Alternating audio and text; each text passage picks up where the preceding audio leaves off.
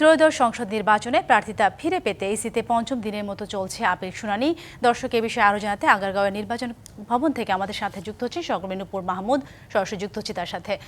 নূপুর, জানাবেন কতজন এখন পর্যন্ত প্রার্থিতা ফিরে পেলেন, আর পঞ্চম দিনে আপিল শুনানির সর্বশেষ জানাবেন। সেই সাথে আরেকটি বিষয় বলবেন, কিছু প্রার্থী অভিযোগ করেছে লেভেল প্লেইং ফিল্ড নিশ্চিত করতে পারেনি ইসি, সেই বিষয়ে কি তথ্য আছে আপনার কাছে? আপনি আমার কাছে যেটি জানতে চেয়েছেন, আসলে আপনি জানেন যে আজকে আপিল শুনানির পঞ্চম দিন, আর পঞ্চম দিনে আমরা দেখতে পাচ্ছি যে ঘটনাটি ঘটেছে।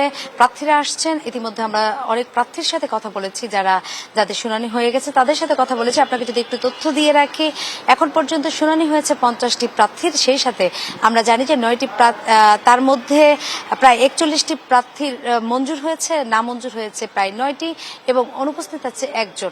আসলে আমরা যদি আপনাকে বলি, যে সকল প্রার্থীরা আসছেন তারা কিন্তু বরাবরই অভিযোগ করছেন, বিগত 4 দিনেই কিন্তু অভিযোগ করেছেন একই ফরম্যাটে। আজকেও যেমন তারা অভিযোগ করে বলছেন, অভিযোগের সুরেই বলছেন, বলতে গেলে তারা বলছেন যে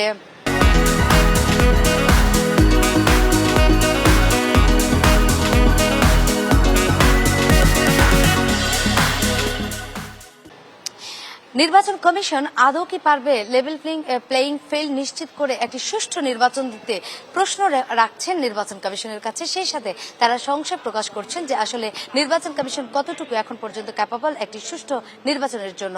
আরেকটি বিষয় তারা বলছেন যে এখন পর্যন্ত আইন শৃঙ্খলা পরিস্থিতির যে অবনতির যে পরিস্থিতি হয়ে আছে, এই বিষয়টি নিয়েও কিন্তু তারা বলছেন, এবং তারা কিন্তু অভিযোগ করছেন যে আইন শৃঙ্খলা এখনো সক্রিয়ভাবে মাঠ পর্যায়ে তৎপর না, কাজ করতে পারছে না। তো আমি যদি বলি, আসলে এইভাবে পাল্টাপাল্টি অভিযোগের মধ্য দিয়েই কিন্তু আজকে আপিল শুনানি হচ্ছে পঞ্চম দিনের মতো। কিন্তু নির্বাচন কমিশনের পক্ষ থেকে বরাবরই বলে আসছে একটি সুষ্ঠু নির্বাচন দিতে বদ্ধপরিকর নির্বাচন কমিশন, এবং বিগত নির্বাচনগুলো যেহেতু প্রশ্নবিদ্ধ ছিল, সেই ক্ষেত্রে তারা সবসময় চেষ্টা করবে সর্বোচ্চ দিয়ে এবারের নির্বাচন যেন একটি সুষ্ঠু এবং গ্রহণযোগ্য অংশগ্রহণমূলক নির্বাচন হয়।